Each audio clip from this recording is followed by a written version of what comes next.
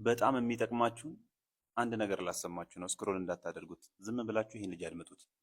በቅርቡ መሃል ቦሌ ላይ ትልልቅ ቪላ ቤቶችን ስታዩ የማን ነው ሲባል የቲክቶከር እኮ ነው የሚባልበት ዘመን በቅርቡ እየመጣ ነው። አሜሪካ እንግዲህ ቲክታክን ገዝታለች እንደምታውቁት። ይሄ ነገር ለኢትዮጵያውያን ምን ጥሩ ነገር አለው የሚለውን በሚመለከት ሞኔታይዜሽን በደንብ ኤክስፓንድ ያደርጋሉ የአሜሪካ ድርጅቶች። ምክንያቱም በደንብ በገንዘብ የሚተሳሰሩ ድርጅቶች ናቸው፣ ልክ እንደ ጋሺ ማለት ነው።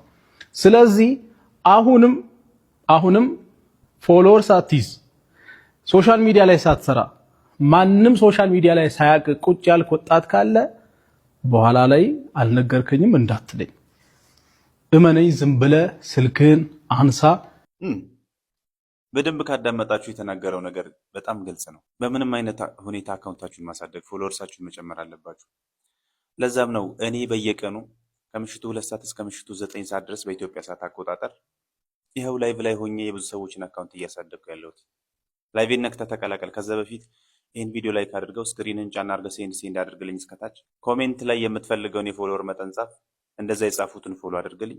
በቀስት ምልክት 5 ጊዜ ብቻ ኮፒ ሊንክ አድርገህ ይኸው ፕሮፋይሌን ወይም ደግሞ ፎቶዬን ነክተኸው ላይቭን ተቀላቀል።